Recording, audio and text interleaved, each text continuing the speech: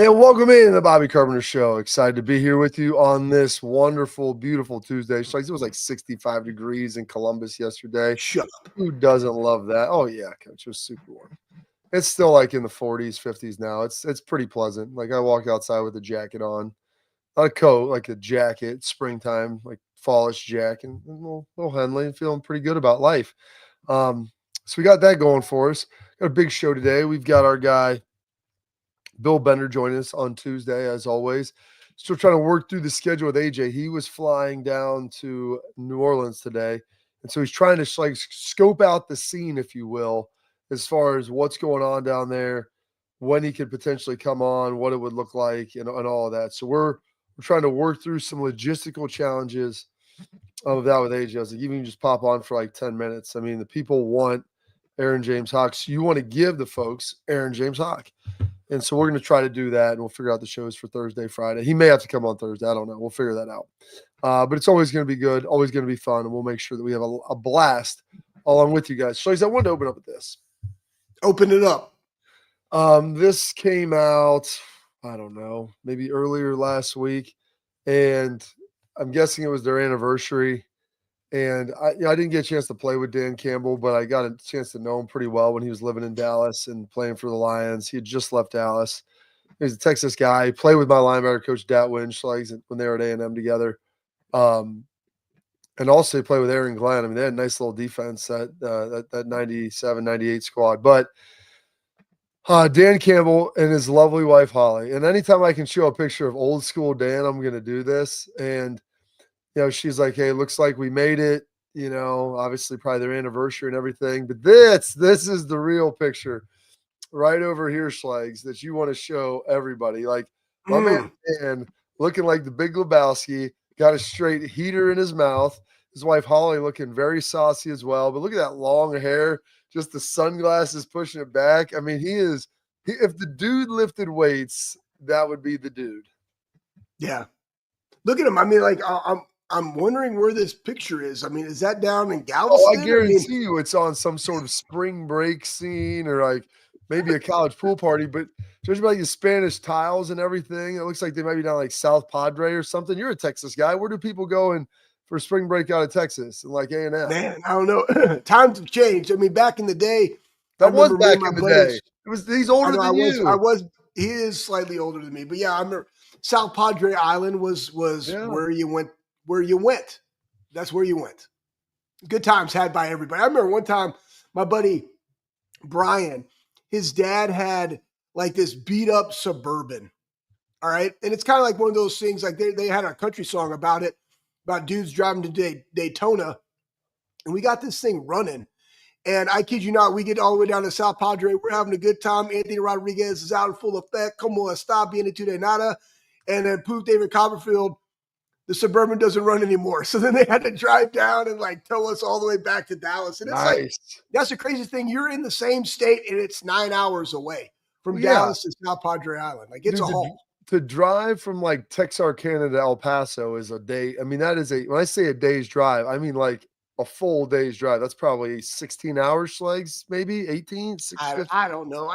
Texarkana from Dallas is 3 hours. Yeah, but how far is El Paso from Dallas? Like another. I never drove to El Paso. I bet it's far though. I mean, Amarillo is 6 hours. That's in the Panhandle. Amarillo by morning. Yeah. Man, they always got you. There's this one little city. I forget driving up. What were you driving to Amarillo? It's off 287. Well, I wrestled there, but Amarillo was like the go-between. Like that's how you drove to the Air Force Academy. You drive up 287, then you would connect somewhere in New Mexico. Poof, David Copperfield, straight shot into Colorado, Okay. I mean, how far do you think, like, to go up from, like, Amarillo somewhere in, like, the northern part of the Panhandle? Because we'd actually stopped there with a flight. We were flying to Vegas or California. We had to have a stop and get fuel down there. We stopped somewhere like the Texas Panhandle. It was awesome.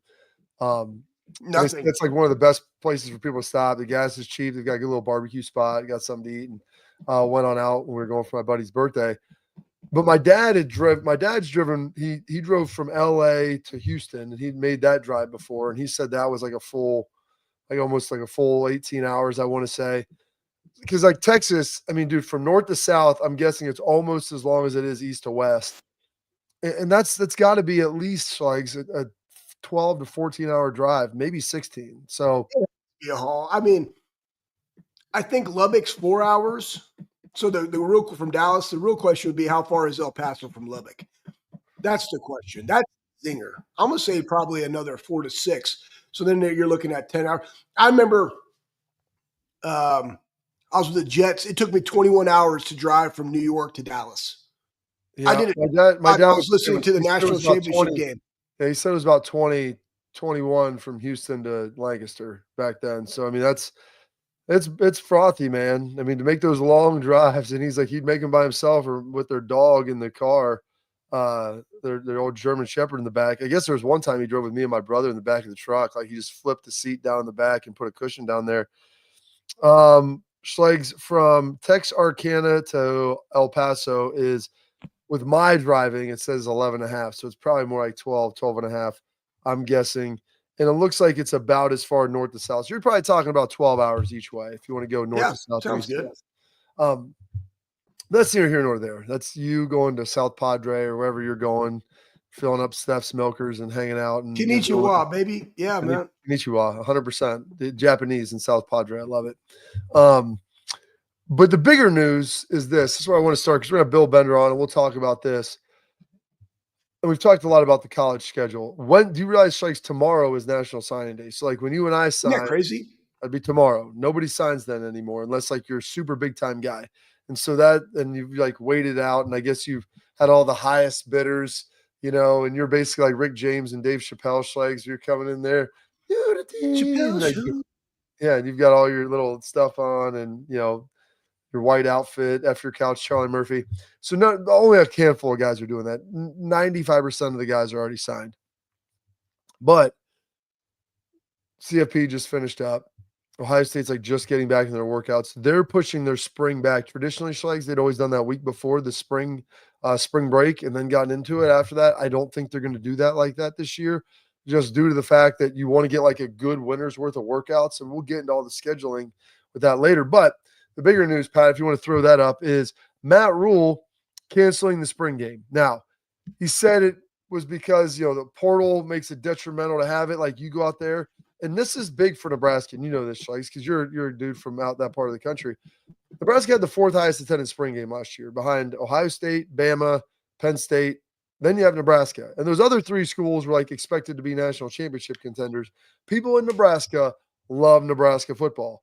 And they show up for the spring game, over 60,000 of them. And they do that every year. And they haven't been great in probably 15, 20 years. And they still show up. And so I don't know. Part of the reason they lost two guys last year, I think in the spring. I don't know if it's for the season. It may have been. And so I get that if he wants to say it. But also his deal is like, I don't want to put our guys on full display to then have people go try and pluck them out and pluck them through the portal then after the spring game. So I think there is a little bit of gamesmanship with that, but just your thoughts on the evolution of the spring and how these spring games are starting to look. Well, Bob, it said in there that they had 6 Nebraska players enter the transfer portal the week after last year's spring game. And that could be for a multitude of reasons. It could be, and this is what we got to go into and why the two portal system is absolutely terrible because nobody's under contract, roster management. But let's say you go out there and it's equal, we're battling for position, right? And again, spring is never going to dictate who the starter is going to be going into camp. It gives you more of a likelihood. To me, spring has always been, what do you need to work on individually to be ready for camp? Because camp's where the battles happen, preludes in the spring, but you can develop from 18 to 22, even over that summer, to be better so that when you go to camp, whether that's a health issue, whether it's just genetics, whether it's just more training in areas of weaknesses, to put you into have an opportunity for success in fall camp.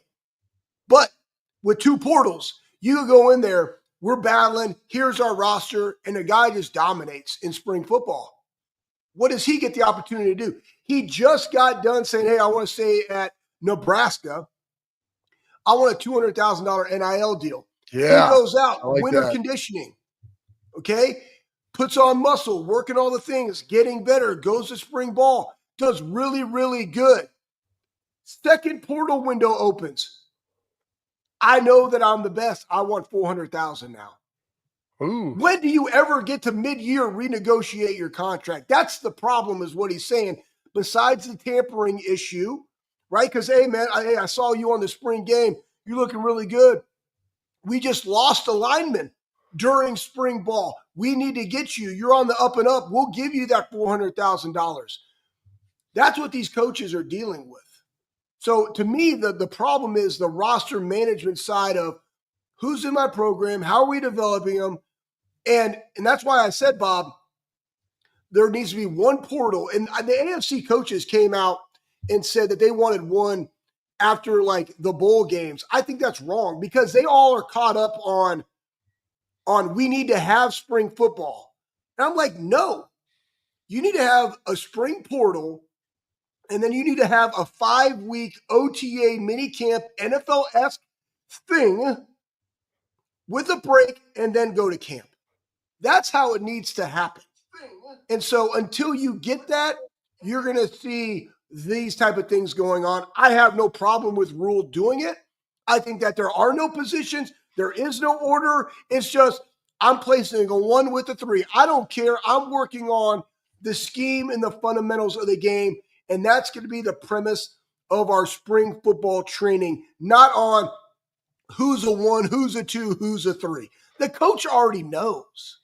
The coach already knows. But I don't need to articulate that to anybody else. The one issue I have with that, Schlegs, is they do in the spring, like you need to have pads on for your young offensive and defensive linemen. Like the only way for those guys to improve, to get better. And that's, I think, the OTA portion is you probably need to do a little bit of inside run. Those guys need to do some pass rush, some blitz pickup, stuff like that. Like they've got to get a feel for that, because that's the hardest position to be able to recruit and develop, is the offensive line.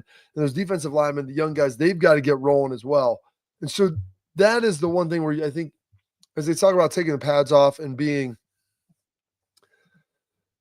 I guess, being less physical to help prevent and monitor some of those guys' injuries, I think the other piece of that is that you've got to be able to look at that and say, hey, here's our older guys. They don't maybe need as much. Our younger guys still need a lot of work, and they're going to need a lot of work in a physical manner. If you want to develop those young offensive linemen, you look no further than this year with Ohio State of, you're playing Tiger Shabola, first-year starter, and then all of a sudden, you've got to kick Donovan Jackson out, and then you're bringing in Carson Hinsman, and then you've got Austin Saravelt in there, and you've got Luke Montgomery. Like those guys got better by playing in the spring. Like you needed those reps. And as much as like you saw them in the spring, like, they're not ready, you're getting ready. The only way to get ready and get experience is to play and to play ball. And so those guys were ultimately doing that. So that was a big deal. And so that's the only thing they've got to try to figure out with this OTA Schlegs is what are the constraints around it? Because if you're talking about doing that, like, does the spring game just go away? Like Nebraska, like, do you just do away with the spring game? Because it's kind of become more of a carnival almost now than anything. And Urban has kind of turned it into that. And they had the throwing of the football and the races. I was there. I was the lead cheerleader of getting the hype juice the first time. The ringmaster is what you were, Schlegs, the ringmaster. So of the carnival and the circus. And so, like, do you go to that? I mean, is it more entertainment? Like, that's what the Pro Bowl is now. Like, do you just stick with that and kind of roll into that methodology of what you're looking for? Yeah, I love how you just gave me that question, teed that one up, because I don't know. And I am 100% in agreement with you, Bob. And the interior 7 need the contact, because if not, you're just like we always heard the adage, everybody looks good in shorts. Yeah. I mean, if it was just a short thing all the time to determine who could play, I would never have played the game of football, because I needed the physical side, because that's where I stood out.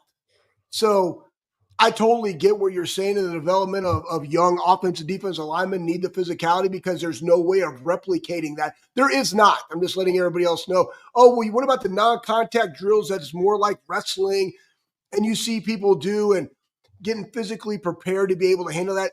No, there's no substitute for putting pads on. So I see your point, Bob. Could there be a way where you mitigate that and have like a like an ooze-in helmets to a week of shoulder pads to a week of full contact and condense it to 3 weeks to then go into an OTA period. I don't know.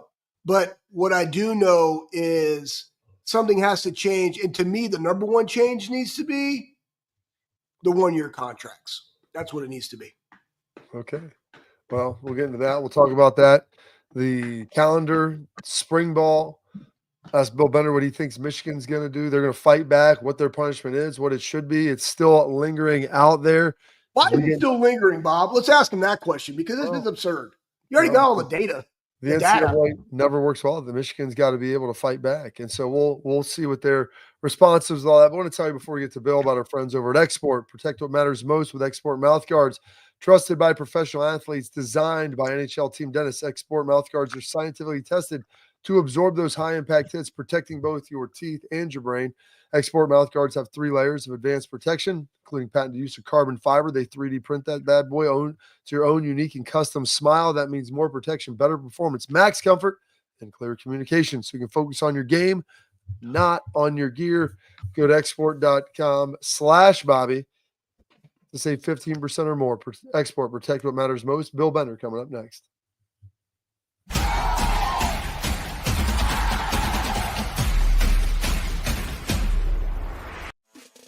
Welcome to Big Play, the fastest growing sports media company in America. I'm gonna keep it straight with you. The reason you should watch our show is because I look good, baby. Come get some! Join our millions of fans for live sports talk shows hosted by the top former athletes and sports personalities in the industry. Ohio, it's my home state. Obviously, I'm a diehard Cleveland sports fan. Watch what you want, where you want, when you want. Welcome to Big Play. Make sure you tune in. I love you, Cleveland.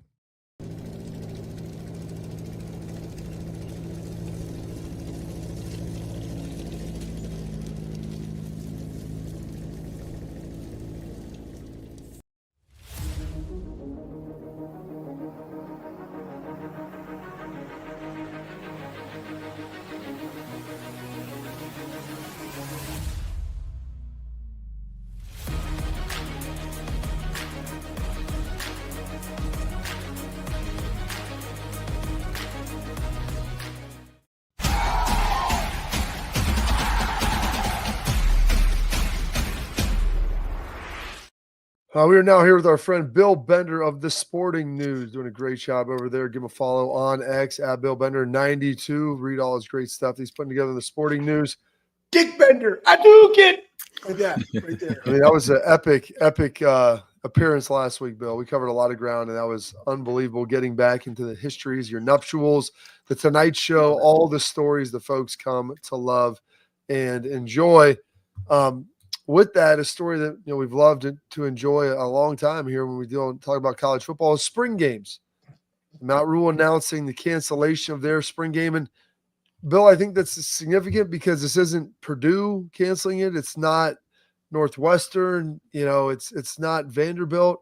This is Nebraska. They had the 4th highest attendance last year at over 60,000 behind Ohio State and Bama and Penn State, like national championship contenders. And they canceled their spring game, not due to weather or anything, like preemptively canceling it, just due to roster management, essentially. Is this the beginning of the end for the spring game, if you will? Probably. And Nebraska, like Ohio State, is one of those places where it is an event, where they do put, they fill that stadium for theirs. And to not have enough players to do it, I think coaches have tweaked the format. I've covered spring games. I'll be honest with you, as a reporter.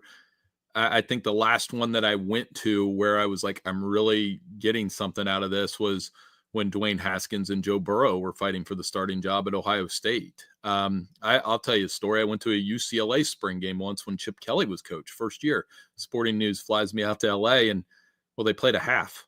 So I was like, I don't have much to write. So, you do it off the fly and be a reporter, but I ended up going over and sitting in Pauley Pavilion and wondering why anybody would not attend UCLA, given how beautiful the weather and the scenery was there, of course. So, I think they have varying value. You guys played them. Spring football is for the coaches, for the reps, like like Schleggs was saying, for the competition, but the actual game, if you're not going to make it a fan-friendly, kind of like a festival almost, it's more that than a game anymore.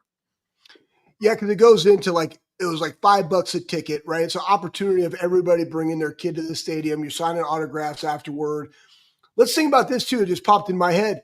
Bill, and please give us some insight into this. We're about ready to be on the precipice of 105 scholarship-only athletes. That dramatically changed where you're going from right now we have 120 and whatever. You could have as many walk-ons as you possibly want that goes in, shares reps, do different things. Because I've heard coaches talk about, how are we going to run practice now? We can't run practice this way. Well, the NFL runs it with 70, bro. Yeah. Figure it out. You got 105. That dramatically is going to affect it because now you have 52 and a half guys. You got some kickers, right? So take the specialty people out, 5. You got 100 people, 50 on a roster. How do you do that, especially for an entire game? Can you give people some insight into what this 105 scholarship, no walk-on thing is?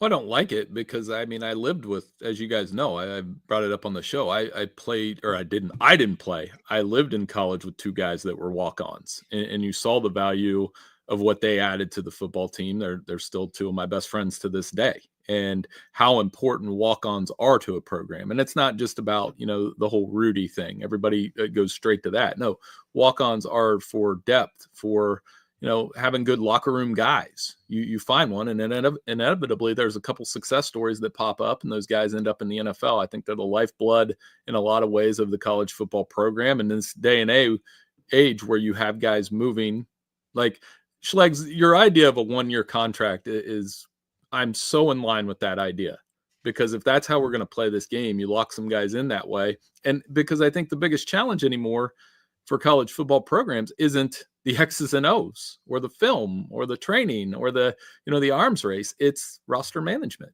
It's maintaining and re-recruiting guys. You guys mentioned signing day. I this morning, I didn't even know it was tomorrow. You know what I mean? Because that event has changed in the calendar so much. I must treat the first signing day like the actual signing day. Yeah, it's dramatically shifted from what it was 5 and especially 15 and 20 years ago. One of the things you brought up with walk-ons and locker room guys, and I think it's very important, and it's a pertinent comment that you made. Whereas those, not the only, but those are usually the core guys that are at that school, Bill, because that's where they've just always wanted to play football. And it wasn't a recruiting pitch. It's definitely not NIL. It's the fact that they go there because their family went there. They always dreamed of going there.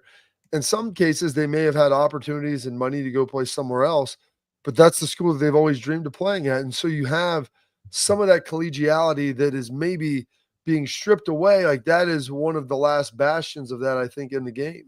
Well, and I mentioned, and I know you know one of my old roommates, Russ. He was a defensive tackle at OU, and I lived with him for 2 years, went to high school with him. And you got to meet those guys and how much they just loved playing Division I football. And that was at the MAC level. I knew plenty of guys down there that probably could have played D3 and been a complete stud, which is a segue into a story I have later this week at Sporting News on Nick Sirianni, who, coaching in the Super Bowl this week. I went and looked at his player history at Mount Union. I know you know about Mount Union. 6'3" receiver, running routes and dominating the D3 game when he was with the Purple Raiders. So, I love stories like that, and I love being around players like that, because inevitably, Bobby, if they don't get into the NFL, these are the guys that are going to end up coaching.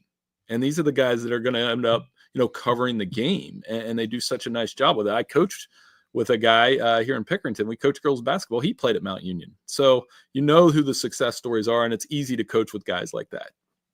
Yeah, success stories. I love that. He's giving back. He's training girls basketball because they love it, because they're going back there and playing. Again, regardless of what it is that you're doing, you love to play the sport that you're playing.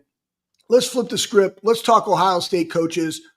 Let's talk, because I've heard people like, oh, we talked to Ari Wasserman, and I would say this, what is the emphasis of Ohio State fans? No, we've always said this. You reload.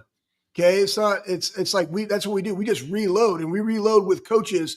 But though I think sometimes people don't understand that the mix of that, coaches, with those reloaded players does take time to come to its fruition, right, to its optimal self, just like we saw in the run of this, unbelievably, monstrous of a mountain we had to climb to get there through Tennessee, Oregon, Texas, and Notre Dame.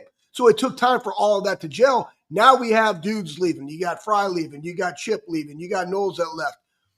Where are we on all this, Bill?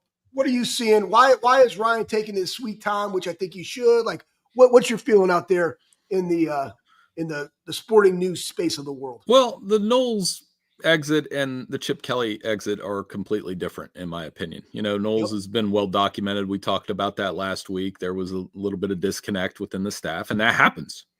You know what also happens? When you win big, guys leave. I was thinking about that on Super Bowl week. I remember the picture of Bill Belichick winning a Super Bowl, and coordinators Romeo Crennel and Charlie Weiss were there, and 2 days later, those guys weren't there.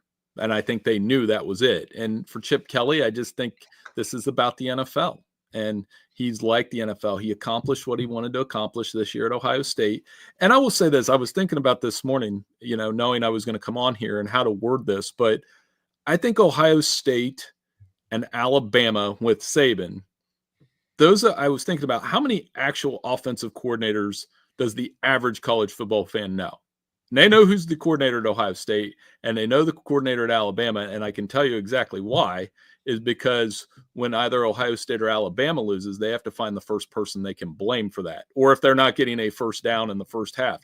Being the offensive coordinator at Ohio State and a defensive coordinator at Ohio State is a very high-pressure job, arguably the most high-pressure job other than what Ryan Day has. Yeah, it's very true, and it's something that's interesting. And you look, I think Saban was kind of the template and the model. Bill, I mean, I would like to go through and look, and it'd be interesting to study this. I don't know if he won championships like consecutively at any point with the same group of guys, same pair of offensive and defensive coordinators, and there's a testament to his ability to find talent and then develop that and integrate it into the system. Well, his best pairing was probably McElwain and Kirby Smart. Before Kirby Smart went on. And then after McElwain leaves, they went from Doug Nussmeier through a Lane Kiffin and a Steve Sarkisian and even Tommy Rees. And that's why I was saying, like, Alabama being the offensive coordinator under Saban, that was the highest pressure job in college football because we all knew who the coordinator was. And if they didn't win the game, they were the first one to be blamed. And now I think, with Chip Kelly, I was thinking about this too. One of his best accomplishments last year was this notion that Ohio State was kind of finesse offense. And what did he do? He came in, and I'm looking at it right now. They averaged over 5 yards a carry. Travion had 7 yards a carry. That's absurd for a running back, by the way. And for all the knocks on the offensive line, which had to juggle around with the injuries, the running game was a huge component of that success that sometimes gets overlooked because we know how good Jeremiah Smith, all the receivers are, and Will Howard and how they played. But, that running game was right there with it. And I'm going to ask you this. I'm in the group chat. So how long until college football becomes a separate entity away from the NCAA? Because that's what's needed. I think I agree with that. I think we need a CF, College Football Players Association. I think we need a college football player commissioner. How does this happen? When is it happening? What are we doing, Bill? Well, if it were me and how I would do it. It's you. This is Bill. If I got to do it, and I would follow something that's close to the OHSAA model. I really would. I would almost besides charging unbelievable prices for whatever and keeping all the money, as Bobby, the advocate of all parents and coaches out there. I know you guys are parents too. I have to go to all these games, and I'll kind of look like, what? It costs that much? I don't have my credit. I had to figure out how to do the card swipe the other day. It was a mess. That in and of itself is its own racket, Bill. Right. So anyway, I almost think the FBS needs split in three. You have these schools that can truly do what you're setting out to do, which is the contracts and the Players Association and an NFL light, so to speak, that would be 40 to 50 schools that can actually do it. Then you have like a Division II and a group of 5 that is a Division III. But I don't think we're that close to that now because what we've discovered in this playoff, as long as the ACC and the Big 12 and the group of 5 have playoff access and access to the money that comes with that, they're not going to be in a big hurry to leave. That ESPN ACC television deal was significant because now I think we have the ACC as it stands for at least the next 10 years. And unless the SEC and Big Ten can separate more, which they might competitively, I don't know. I think we're probably going to have something close to the same model for in terms of on the field. But yeah, contracts, commissioner, getting all the conferences to do the same thing scheduling wise and have some protocols there. Yeah, I'm all for that. It'd be very interesting to see. All right, we're going to put a quick pin in this. We're going to be back with more Bill Bender in a second.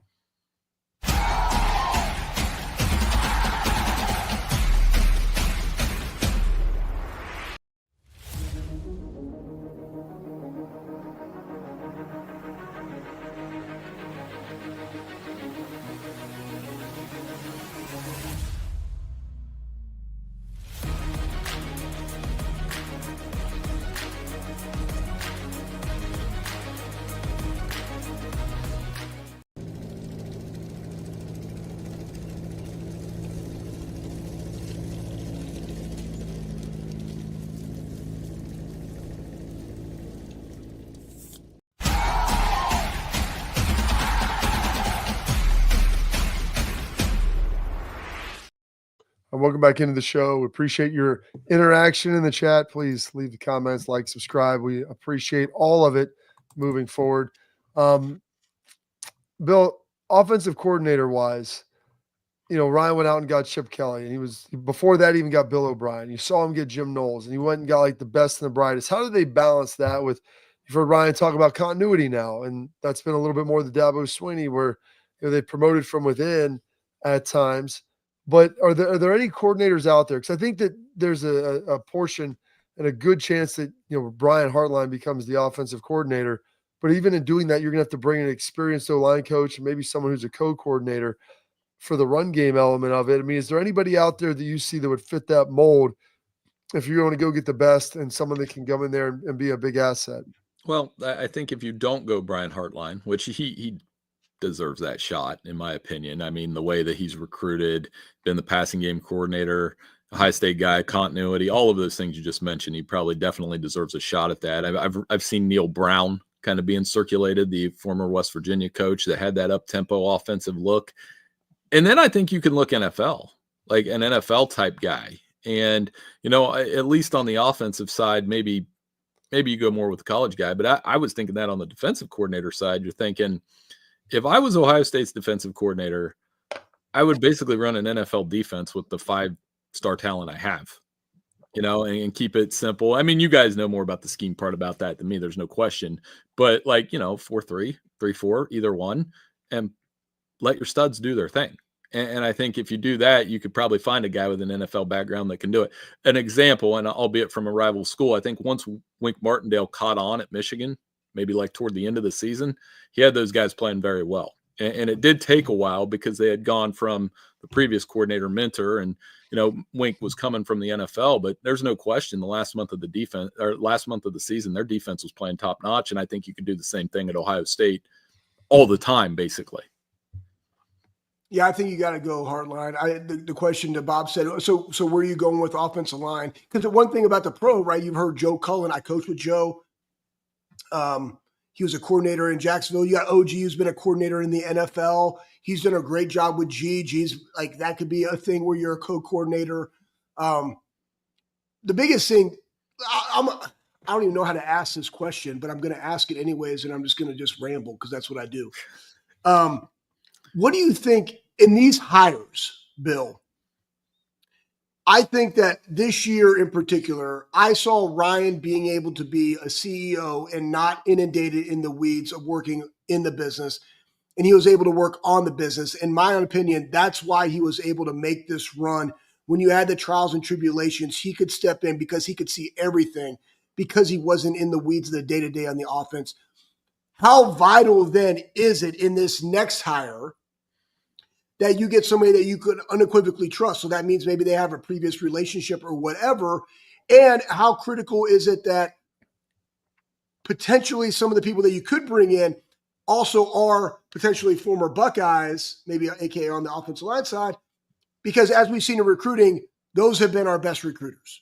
Yep. The floor is yours. No question. Like if you can do that and develop that interior line, which has been a strength for Ohio State, obviously I mentioned the injuries, but when they've got, that type of, I just look at the tradition of the Ohio State center position, for example. When you have that many Remington winners, you added another one, you got to play to that strength and get somebody that can develop those guys. And then, culture fits everything. You hear Ryan Day talk about that. And you guys know that when you coach at Ohio State, it's a little bit different. When you bring in somebody that is a quote unquote outsider, that they can feel that pretty quick, especially if it doesn't go well. So I don't think it hurts to promote from within, especially in the spot you're at.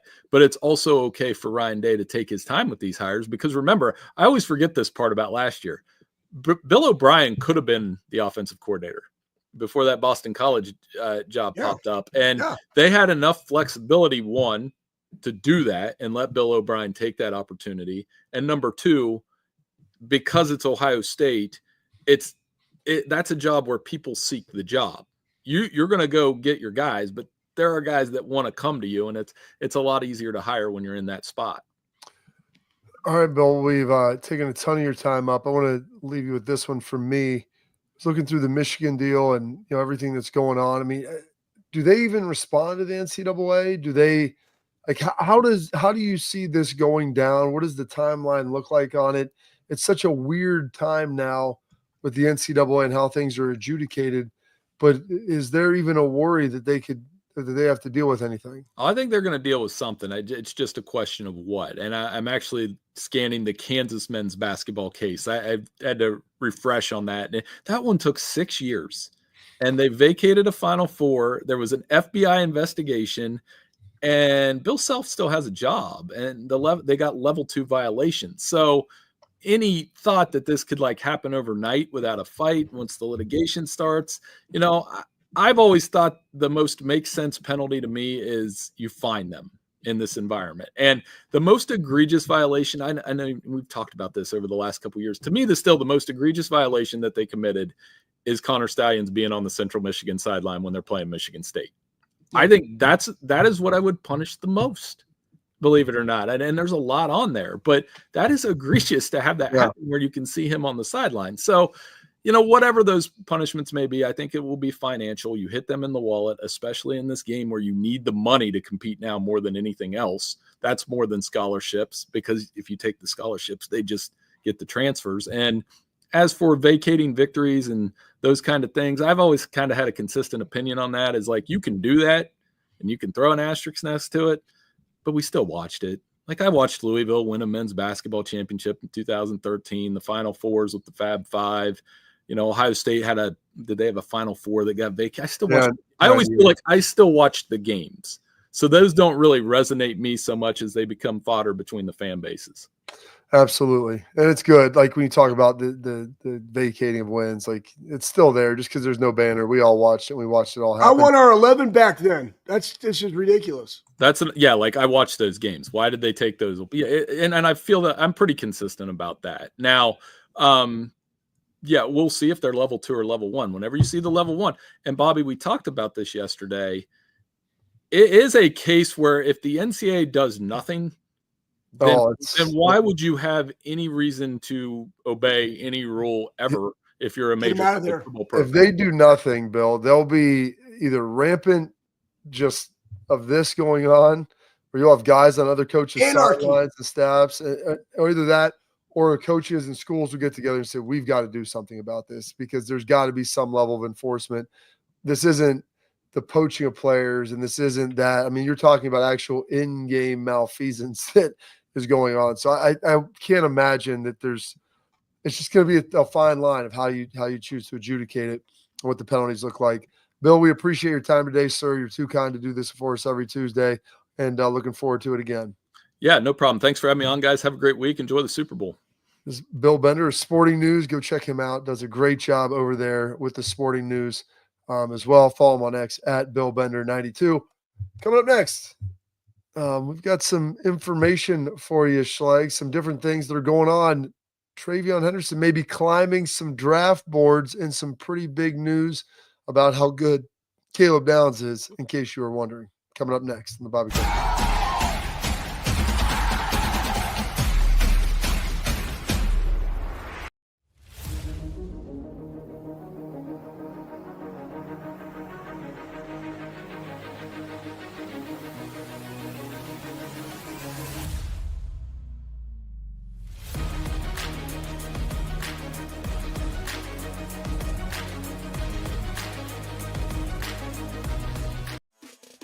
Welcome to Big Play, the fastest growing sports media company in America. I'm gonna keep it straight with you. The reason you should watch our show is because I look good, baby. Come get some! Join our millions of fans for live sports talk shows hosted by the top former athletes and sports personalities in the industry. Ohio, it's my home state. Obviously, I'm a diehard Cleveland sports fan. Watch what you want, where you want, when you want. Welcome to Big Play. Make sure you tune in. I love you, Cleveland.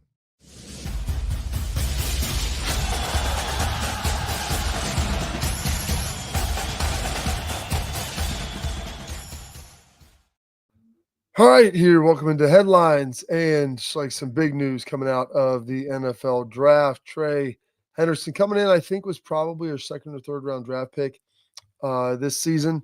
You know, he was going to test through the roof and he was going to be incredibly fast. And you saw his production, but this year, I think people looked at him. You could see the blocking. Record NFL Rookie Watch. Trey is reportedly viewed as a first-round pick on a hefty amount of teams' draft boards. Multiple NFL scouts reportedly believe Henderson is a, quote, Breece Hall type of RB with elite blocking, which we've seen. You can see that on J.J. Smith's touchdown. Elite leadership. We've had him on the program, too. Just unbelievable, dude. We know he's got his home run speed. Quote, one of the best leaders in this draft by several execs. And Quinshon Judkins also potentially viewed as a first-round pick. I think he goes after Trey because of Trey's home run speed. But great to see that from a guy who's done everything the right way, really from his junior year on. Yeah, remind me to bring up the Michigan thing as far as what I think needs to happen. But with Trey, Trey's an outstanding young man.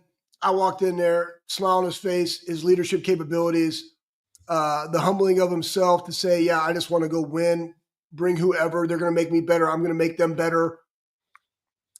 Understanding, right? Having the foresight of not letting the AYOs talk about you got to go get yours or this got to be all you or that, and understanding what healthy competition in a room looks like, how to articulate that, how to have a relationship with your running back coach to trust him to split the time appropriately. We even saw mixing it up to where he was no longer a starter in the game and more of like a mix-up back on pace and tempo. All those things, that was Trey trusting the process and the people in the building after really good grown man convos. And you saw that, right? Like, does that home run speed look the same week 16 if you double the amount of carries and the amount of reps? Does the ability to step up and block dudes the way he did for 16 straight games work? You got to do that in the NFL. Like, that's what you're called to do. But a lot of people have rotations in there to kind of spill some of that load. They already are doing that. I think Ohio State give privy to everybody else with Quinshon in the room that you could have, quote unquote, we've seen in the wide receiver room, number ones in the same unit room, splitting time, but overall being a better unit than anybody, just one man that one man could. So it's like I'm excited for Trey.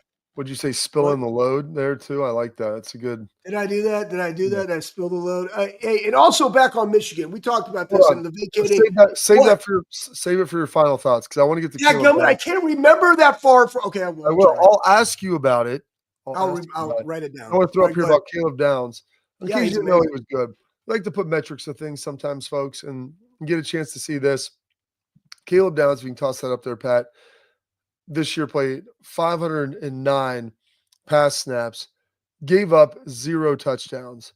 And I was talking to him in the Colts Hub the other day about some of the stuff that they were doing coverage-wise. I mean, it was some next-level stuff. And, his ability and Jordan Hancock's versatility with what they were able to do was some really, really cool things. And it allowed them to put some other quarterbacks, I think, in the spin cycle. But his versatility and coming back next year, you see his consistency. He's not just a big play guy. He gets it done playing and play out, which is big. Yeah, I mean, look at his arms, man. Like, I mean, I want arm definition like Caleb. No. As I've been like reaching the heights of the 230, I want to look like that. And also, I got to call him up because side nugget, I've been getting on that glucosamine and Jordan and the collagen and fish oils. My joints are feeling extra frothy right now, extra lubed up. But again, this goes back to the professionalism that is Caleb. We talk about this all the time, and I think that it's sometimes missed when guys are 20 years old 19 years old. I don't know how old Caleb is, probably 19 or 20. So it's the ability to work the game. Like, I don't know what Caleb does off the field. Like, we see Lathan and he's joking on this deal, but like, I kid you guys not, when they go into the building, boom, they work the game. They might be joking in the locker room, chopping it up. They came in the weight room, boom. It was a different mindset shift. They were working the game. Very professional in the way he handles his business. And when you look at something like that, 509, 0 touchdowns allowed this season, that's remarkable because, I mean, that's a potential for missed tackles. And we've seen him make a ton of open field tackles that could have been out the gate. And he was the last line defense. Good for him. Prototypical pro. We got two of the best people in college football on the Buckeyes this next year, which goes back to reload and let's go. Let's go. All right. That's all we got today for our headlines. Coming up next, we're going to get to your questions with Tailgate Talk, brought to you by our friends at Real Truck.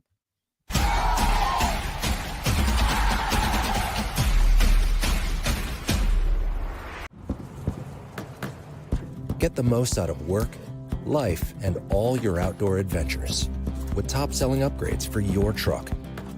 Guaranteed fit, free shipping, easy install, expert support, and thousands of dealers just a click away. Bring your truck to life. Real Truck. Upgrade today and save between $50 and $400 on select Real Truck products. Visit realtruck.com/specials.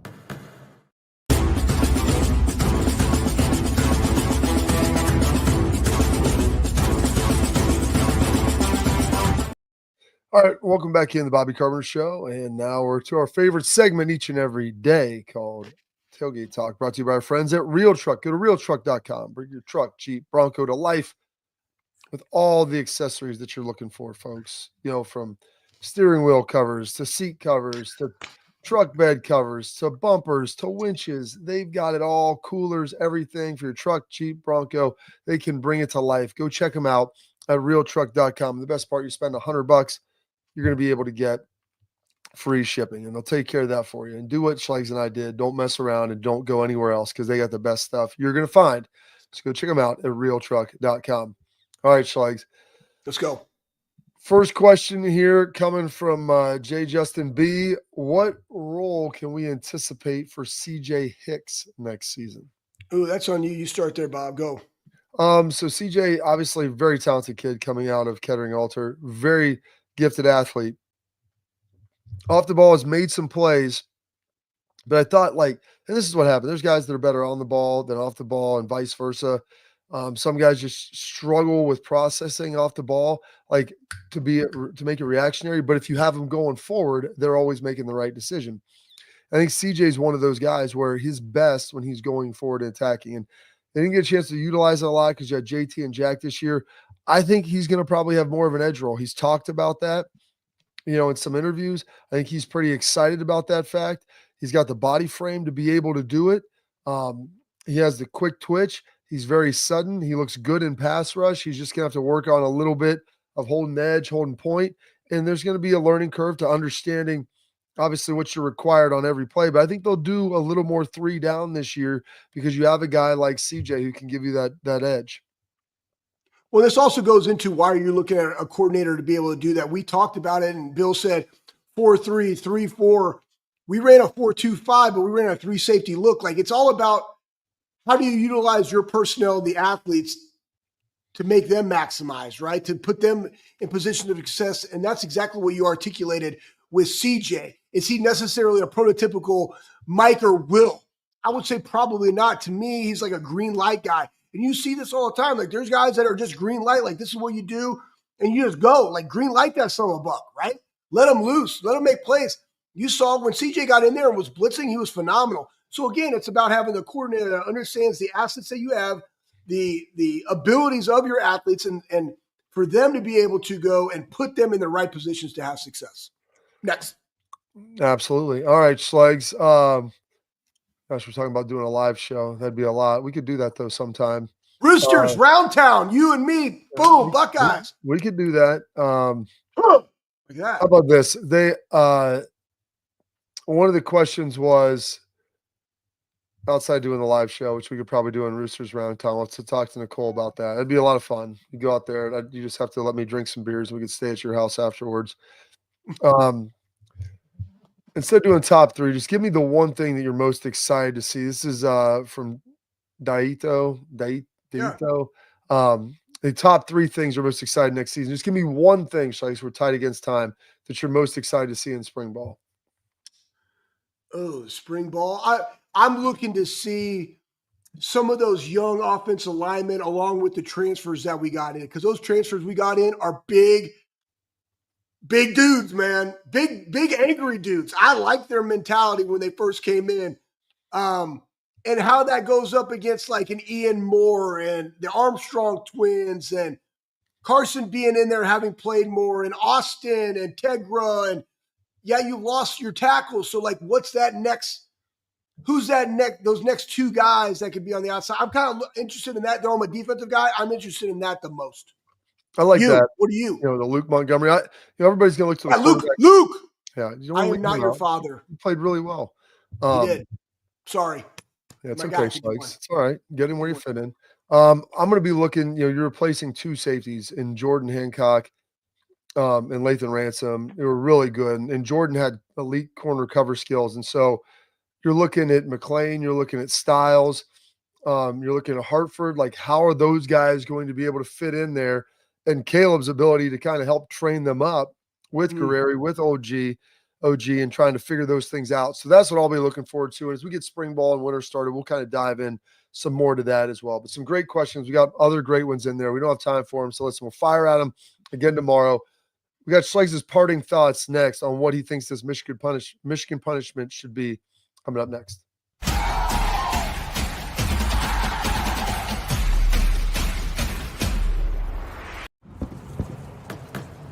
Get the most out of work, life, and all your outdoor adventures with top-selling upgrades for your truck.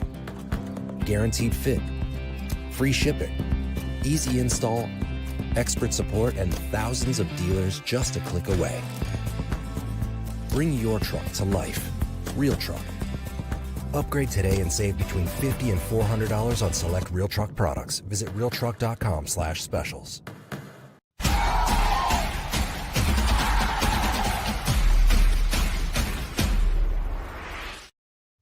Parting thoughts on Michigan, Schlegs. Hopefully you didn't forget.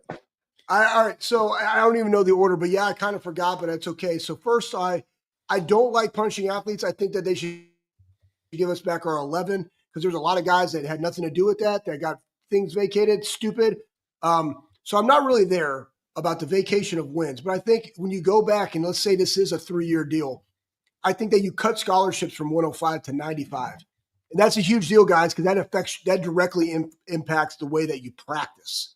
Okay, that's number one. Number two, I think that for those 3 years, you get no money from the playoffs or anything else that happens after the season. That hurts them in the wallet, in their pocket. And I think those two things, I really don't even care about whether or not the team can go on and win it. It's different guys, different coaches, so to speak. I do not like hurting the guys, because I felt that in 2012 and our guys not being able to go win a national championship, of which they had nothing to do with what happened in 11. They did everything that Urban and the staff asked, and they didn't get a chance to go play for it. So I honestly am against that, but I think you hurt them where it matters most, and you take their money and you take ships, and that's what you do. I love it. So I appreciate it. We'll see you live 12:30 tomorrow for the Bobby Carpenter Show.